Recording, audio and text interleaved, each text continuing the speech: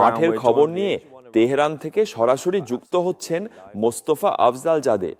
মোস্তফা, ইরানের নেতৃত্ব আমেরিকার প্রতিক্রিয়াকে কিভাবে দেখছে? ইরানের নেতৃত্ব আমেরিকার প্রতি তাদের প্রতিক্রিয়াকে জাতীয় সার্বভৌমত্ব, আত্মরক্ষা এবং বিদেশি চাপের বিরুদ্ধে প্রতিরোধের বিষয় হিসেবে তুলে ধরছে। ইরান এটাও মাথায় রাখছে যে এই অঞ্চলে আমেরিকার সামরিক উপস্থিতি এবং তাদের রাজনৈতিক দাবিগুলো ইরানের জাতীয় স্বার্থের পরিপন্থী। তাছাড়া আমেরিকা ইরানের বিরুদ্ধে আরব দেশগুলোকে ঐক্যবদ্ধ করার চেষ্টা করছে। ইরান আমেরিকাকে জবাব দেওয়ার ক্ষেত্রে এই সব বিষয় মাথায় রাখছে এবং তারপরেই তারা প্রতিক্রিয়া জানাবে।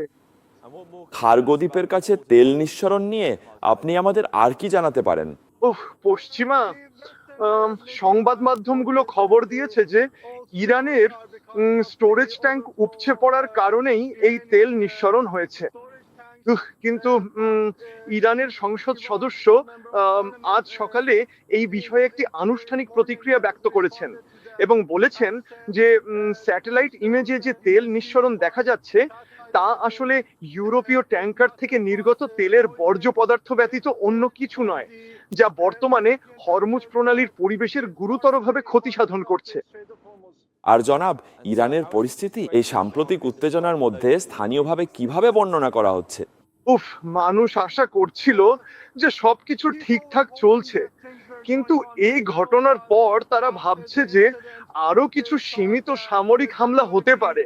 তাই সেখানে হয়তো জনসাধারণের মধ্যে এখন এই চিন্তাই কাজ করছে। তারা বর্তমানে এমনটাই ধারণা করছে যে সেখানে কোনো ধরনের শান্তিপূর্ণ আলোচনা হওয়ার সম্ভাবনা নেই এবং এই যুদ্ধ খুব দ্রুত শেষ হয়ে যাবে না, বরং তারা দুই দেশের মধ্যে আরো বড় আকারের সামরিক হামলা দেখতে পাবে। তেহরানের দৈনন্দিন জীবন ও জনমতের ওপর আসলে এই ঘটনাগুলোর প্রভাব কেমন পড়ছে? প্রকৃতপক্ষে বলতে গেলে হরমুজ প্রণালীর এই অবরোধ যত দীর্ঘস্থায়ী হবে, ইরানের নিত্য প্রয়োজনীয় পণ্য আসা এবং আমদানির হার তত বেশি হ্রাস পেতে শুরু করবে এবং এর ফলে দেশটির জ্বালানি তেলের রপ্তানির পরিমাণও উল্লেখযোগ্যভাবে কমে যাবে। যদিও ইরান আরো বেশ কিছু বিকল্প পথ তৈরি করেছে, কিন্তু সেগুলো নৌ পরিবহনের বিকল্প হতে পারে না। তাই ডলারের দাম বেড়ে যাবে এবং জীবনযাত্রার ব্যয়ও অনেক বেড়ে যাবে। আর মানুষের জন্য এই অস্থিতিশীল পরিস্থিতি বেশ কঠিন হয়ে পড়বে।